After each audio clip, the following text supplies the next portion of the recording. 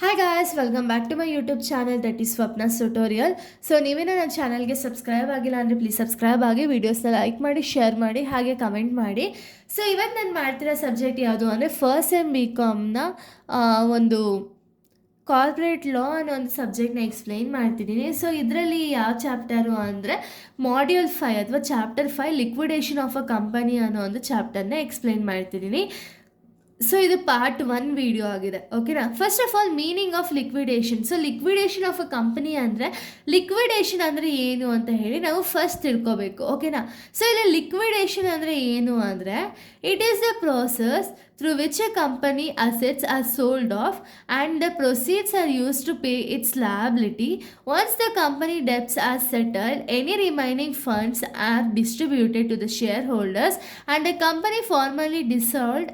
The liquidation process is typically undertaken by the company no longer meet the financial obligation or no longer viable. ಅಂದರೆ ಏನು ಅಂದರೆ ಇಲ್ಲಿ liquidation ಅಂದರೆ ಸಿಂಪಲಾಗಿ ನಾವು ತಿಳ್ಕೊಳ್ಳೋದೇನು ಅಂದರೆ, ಈಗ ಒಂದು ಕಂಪನಿ ಇರುತ್ತೆ ಅಂದ್ಕೊಳ್ಳಿ, ಓಕೆನಾ. ಈ ಕಂಪನಿ ಸಾಲ ಜಾಸ್ತಿ ಆಯಿತು ಅಂತನೋ ಅಥವಾ ಅವ್ರಿಗೇನೋ ಒಂದು ಬರ್ಡನ್ ಆಯಿತು ಅಂತನೋ ಅವಾಗ ಏನು ಮಾಡ್ತಾರೆ ಅಂದರೆ ಕಂಪನಿ ಕಂಪ್ಲೀಟಾಗಿ ಕ್ಲೋಸ್ ಆಗುವಂಥ ಒಂದು ಸಿಚುಯೇಷನಿಗೆ ಬರುತ್ತೆ, ಓಕೆನಾ. ಸೊ ಅದನ್ನು ನಾವು ಲಿಕ್ವಿಡೇಷನ್ ಅಂತೀವಿ. ಸೊ ಈ ಲಿಕ್ವಿಡೇಷನ್ ಪ್ರೊಸೆಸಲ್ಲಿ ಏನಾಗುತ್ತೆ ಅಂದರೆ, ಇವಾಗ ಕಂಪನಿ ಯಾರ್ಯಾರ ಹತ್ರನೂ ಸಾಲ ಮಾಡಿರ್ತಾರೆ ನೋಡಿ, ಈ ಸಾಲ ಮಾಡಿದಾಗ ಈ ಸಾಲನೆಲ್ಲ ಎಲ್ಲಿಂದ ಪೇ ಮಾಡಬೇಕು ಕಂಪನಿ ಆದವರು? ಇವಾಗ ಕಂಪನಿಲಿರೋ ಡೆಬ್ಟ್ಸಿಂದನೇ ಅಲ್ವಾ, ಕಂಪ್ನಿಲಿರೋ ಅಸೆಟ್ಸಿಂದನೇ ಅಲ್ವಾ ಸಾಲನ ಪೇ ಮಾಡಬೇಕು. ಸೊ ಅವ್ರೇನು ಮಾಡ್ತಾರೆ ಅಂದರೆ ಕಂಪನಿನಲ್ಲಿರುವ ಎಲ್ಲ ಅಸೆಟ್ಸ್ನು ಕೂಡ ಮಾರಿ ಅವ್ರೇನು ಮಾಡ್ತಾರೆ ಅಂದರೆ ಅವ್ರಿಗಾಗಿರುವಂಥ ಒಂದು ಸಾಲನ ತೀರಿಸ್ತಾರೆ, ಓಕೆನಾ. ತೀರ್ಸಿದ ಮೇಲೆ ಅವ್ರಿಗೆ ಏನಾದ್ರು ಇನ್ನೂ ಸ್ವಲ್ಪ ಕ್ಯಾಶ್ ಮಿಕ್ಕಿದೆ ಅಂದ್ಕೊಳ್ಳಿ, ಈ ಕ್ಯಾಶ್ನ ಅಥವಾ ಈ ಪ್ರಾಪರ್ಟೀಸೋ ಕ್ಯಾಶು ಏನೋ ಒಂದು ಮಿಕ್ಕಿದೆ ಅಂದ್ಕೊಳ್ಳಿ, ಅದನ್ನು ಯಾರಿಗೆ ಕೊಡ್ತಾರೆ ಅಂದರೆ ಶೇರ್ ಹೋಲ್ಡರ್ಸ್ಗೆ ಕೊಡ್ತಾರೆ, ಆಯಿತಾ. ಈ ಪ್ರೋಸೆಸ್ನ ಯಾರು ಕಂಪ್ಲೀಟ್ ಮಾಡೋದು ಅಂದರೆ ಲಿಕ್ವಿಡೇಟರ್ ಅನ್ನೋ ಒಬ್ಬ ಪರ್ಸನ್ನ ಅಪಾಯಿಂಟ್ ಮಾಡ್ತಾರೆ.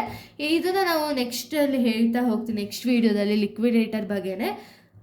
ಸೊ ಇದು ಲಿಕ್ವಿಡೇಷನ್ ಅನ್ನೋ ಮೀನಿಂಗು, ಓಕೆನಾ. ನೆಕ್ಸ್ಟ್ ನೇಚರ್ ಆಫ್ ಲಿಕ್ವಿಡೇಷನ್, ಯಾವ ರೀತಿ ಲಿಕ್ವಿಡೇಷನ್ನ ಮಾಡಬೇಕು ಅಂದರೆ first formal process. So formal process ಅಂದರೆ ಏನು ಅಂದರೆ ಸರ್ಟನ್ ರೂಲ್ಸು ರೆಗ್ಯುಲೇಷನ್ಸ್ನೆಲ್ಲ ಫಾಲೋ ಅಪ್ ಮಾಡಿ ಅಕಾರ್ಡಿಂಗ್ ಟು ಕಂಪ್ನೀಸ್ ಆ್ಯಕ್ಟ್ 2013 ಪ್ರಕಾರ ಫಾಲೋ ಅಪ್ ಮಾಡಿ ಲಿಕ್ವಿಡ್ ಮಾಡ್ತಾರಲ್ಲ, ಅಂದರೆ ಒಂದು ಕಂಪಲ್ಸರಿ ಆಗಿರ್ಬೋದು ಅಥವಾ ಅವ್ರು ವಾಲಂಟರಿ ಆಗಿರ್ಬೋದು, ಯಾವ ಬೇಸಿಸ್ ಮೇಲಾದರೂ ಓಕೆ. ಬಟ್ ಫಾರ್ಮಲ್ ಪ್ರೋಸೆಸ್ಸಿನ ಅಂದರೆ ಲಾ ಮತ್ತು ರೂಲ್ಸ್ ರೆಗ್ಯುಲೇಷನ್ಸ್ನೆಲ್ಲ ಫಾಲೋ ಮಾಡಿ ಕಂಪನಿಯನ್ನು ವೈಂಡಿಂಗ್ ಅಪ್ ಮಾಡಿದ್ರೆ ನಾವು ಅದನ್ನು ಫಾರ್ಮಲ್ ಪ್ರೋಸೆಸ್ ಅಂತ ಹೇಳಿ ಕರಿತೀವಿ. Next session of business. Session of business ಅಂದರೆ ಏನು ಅಂದರೆ, ಸೊ ಇಲ್ಲಿ ಎಕ್ಸ್ಪರ್ಟ್ ಅಡ್ವೈಸ್ನ ತಗೊಂಡು ನೆಸೆಸರಿ ಏನೇನೆಲ್ಲ ಡೀಟೇಲ್ಸ್ನ ಬೇಕೋ ಪ್ರತಿಯೊಂದು ಆ್ಯಕ್ಟಿವಿಟೀಸ್ನೆಲ್ಲ ಮುಗಿಸ್ಕೊಂಡು ಒಂದು ಲಿಕ್ವಿಡೇಷನ್ ಪ್ರೋಸೆಸ್ ಅನ್ನೋದನ್ನ ಮಾಡ್ತಾರೆ, ಓಕೆನಾ.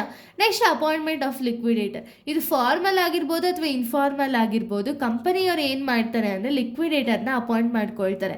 ಇಟ್ ಮೇ ಬಿ ಗೌರ್ಮೆಂಟ್ ಅವರೇ ಡೈರೆಕ್ಟಾಗಿ ಲಿಕ್ವಿಡೇಟರ್ನ ಅಪಾಯಿಂಟ್ ಮಾಡ್ಬೋದು, ಅಥವಾ ಪ್ರೈವೇಟ್ ಕಂಪನಿ ಡೈರೆಕ್ಟಾಗಿ ಲಿಕ್ವಿಡೇಟರ್ನ ಅಪಾಯಿಂಟ್ ಮಾಡ್ಬೋದು. ಇಬ್ಬರಲ್ಲಿ ಯಾರಾದರೂ ಅಪಾಯಿಂಟ್ ಮಾಡಲಿ, ಬಟ್ ಲಿಕ್ವಿಡೇಟರ್ ಕೆಲಸ ಏನಿದೆ, ಅವರ ಅಸೆಟ್ಸ್ ಎಲ್ಲ ಸೆಲ್ ಮಾಡಿ ಅಮೌಂಟಾಗಿ ಕ್ಯಾಶಾಗಿ ಕನ್ವರ್ಟ್ ಮಾಡಿ ಅದನ್ನು ಯಾರಿಗೆ ಕಾಸನ್ನ ಕೊಡಬೇಕೋ ಅವ್ರಿಗೆ ಕೊಡೋದು ಲಿಕ್ವಿಡೇಟರ್ ಕೆಲಸ. ಸೊ ನೋಡಿ ನೆಕ್ಸ್ಟ್ ಟೈಪೇ ಅದು ಸೇಲ್ ಆಫ್ ಅಸೆಟ್ಸ್. ಸೊ ಅಲ್ಲಿರೋ ಅಸೆಟ್ಸ್ ಎಲ್ಲ ಸೇಲ್ ಮಾಡಿ ಯಾರ್ಯಾರಿಗೆಲ್ಲ ಡೆಬ್ಟ್ಸ್ನ ನೋಡಿ, ಓಕೆನಾ, ಸೇಲ್ ಮಾಡೋ ಒಂದು ಇರುತ್ತೆ, ಒಂದು ನೇಚರ್ ಅನ್ನೋದು ಇರುತ್ತೆ ಲಿಕ್ವಿಡೇಟರ್ಗೆ. Next priority of payment. So ಏನು ಮಾಡಬೇಕು ಅಂದರೆ ಸೇಲ್ ಮಾಡಿ ಏನು ಕ್ಯಾಶ್ ಬಂದಿರುತ್ತೋ ಆ ಕ್ಯಾಶಲ್ಲಿ ಯಾರ್ಯಾರಿಗೆಲ್ಲ ಸಾಲ ಕೊಡಬೇಕು ಅಥವಾ ಯಾರ್ಯಾರಿಗೆಲ್ಲ ಪೇ ಅನ್ನೋದನ್ನ ಮಾಡಬೇಕು ಅವ್ರಿಗೆಲ್ಲ ಪೇ ಮಾಡಬೇಕಾಗುತ್ತೆ. Next insolvency. ಸೊ ಇನ್ಸಾಲ್ವೆನ್ಸಿ ಅಂದರೆ ಏನು ಅಂದರೆ ಇಲ್ಲಿ ಲೀಗಲ್ ಆಗಿ ಕಂಪನಿ ಅನ್ನೋದು ಮುಚ್ಚೋಗುತ್ತೆ. ಸೊ ಇದರಿಂದ ಏನಾಗುತ್ತೆ ಅಂದರೆ ಕಂಪನಿ ಅನ್ನೋದು ಇನ್ನೊಂದು ಸತಿ ಪ್ರೊಡಕ್ಷನ್ ಆ್ಯಕ್ಟಿವಿಟೀಸ್ ಅನ್ನೋದನ್ನ ಮಾಡೋಕ್ಕಾಗಲ್ಲ, ಓಕೆನಾ. Next dissolution of a company. So ಹೇಳಿಲ್ವಾ, ಕಂಪ್ಲೀಟಾಗಿ ಡಿಸಲ್ಯೂಷನ್ ಅನ್ನೋದಾಗುತ್ತೆ. Next distribution to shareholders. ಇನ್ನೇನು ಅಮೌಂಟ್ ಏನಾದ್ರು ಉಳಿದಿದ್ರೆ, ಎಲ್ಲರಿಗೂ ಕೊಟ್ಟು ಏನಾದ್ರು ಅಮೌಂಟ್ ಉಳಿದಿದ್ರೆ ಆ ಅಮೌಂಟ್ನ ಶೇರ್ ಹೋಲ್ಡರ್ಸ್ಗೆ ಡಿಸ್ಟ್ರಿಬ್ಯೂಟ್ ಮಾಡ್ತಾರೆ, ಓಕೆನಾ.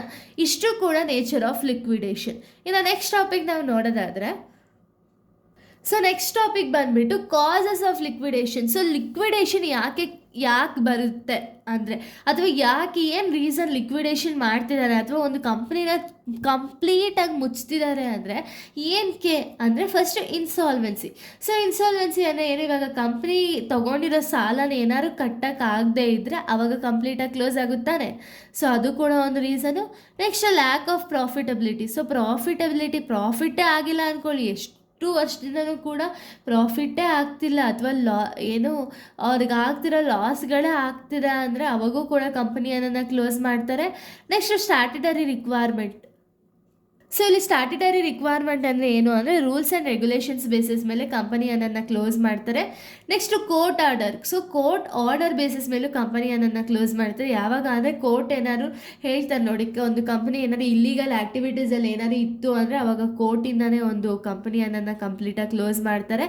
Creditors pressure. So creditors pressure ಅಂದರೆ, ಇವಾಗ ಕ್ರೆಡಿಟರ್ಸ್ ಹತ್ರ ಏನೋ ಸಾಲ ಇಸ್ಕೊಬಿಟ್ಟಿರ್ತಾರೆ, ಅವ್ರಿಗೆ ಪೇಮೆಂಟ್ ಮಾಡೋಕ್ಕಾಗಲ್ಲ. ಸೊ ಆ ಪ್ರೆಷರಿಂದನೂ ಕೂಡ ಲಿಕ್ವಿಡೇಷನ್ ಅನ್ನೋದಾಗುತ್ತೆ. Next voluntary decision by the shareholders. So ಇವಾಗ ಶೇರ್ ಹೋಲ್ಡರ್ಸ್ ಏನಾದ್ರು ಹೇಳ್ತಾರೆ ಅಂದ್ಕೊಳ್ಳಿ, ಕಂಪನಿ ಪ್ರಾಫಿಟ್ ಅರ್ನ್ ಮಾಡೋಕ್ಕಾಗಿಲ್ಲನೋ ಅಥವಾ ಏನೋ ಒಂದು ರೀಸನಿಂದ ಕಂಪನಿ ವೈಂಡಿಂಗ್ ಅಪ್ ಸಿಚುಯೇಷನ್ ಬರ್ತಿದೆ ಅಂದರೆ ಅವಾಗ ಶೇರ್ ಹೋಲ್ಡರ್ಸೇ ಹೇಳ್ತಾರೆ ಕಂಪ್ನಿನ ವಾಲಂಟರ್ ಆಗಿ ಡಿಕ್ಲೇರ್ ಮಾಡಿಬಿಡಿ ಕ್ಲೋಸ್ ಅಂತ ಹೇಳಿ ಅಂತ.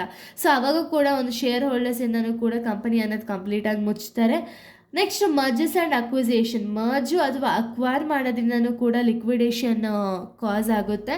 Next operational management. So operational management conduct ಮಾಡೋದ್ರಿಂದನೂ ಕೂಡ ಲಿಕ್ವಿಡೇಷನ್ ಪ್ರೋಸೆಸ್ ಅನ್ನೋದು ಕಾಸಸ್ ಆಗುತ್ತೆ. ಲಿಕ್ವಿಡೇಷನ್ ಅನ್ನೋದು ಇದರಿಂದನೂ ಕೂಡ ಕಾಸಸ್ ಅನ್ನೋದು ಅರೈವ್ ಆಗುತ್ತೆ. ಓಕೆನಾ, ಇಲ್ಲಿಗೆ ಪಾರ್ಟ್ 1 ಅನ್ನೋದು ಕಂಪ್ಲೀಟ್ ಆಗುತ್ತೆ. ಪಾರ್ಟ್ 2 ಬಂದುಬಿಟ್ಟು ನೆಕ್ಸ್ಟ್ ವೀಡಿಯೋದಲ್ಲಿ ಅಪ್ಲೋಡ್ ಮಾಡಿರ್ತೀನಿ. So thank you guys, thanks for watching.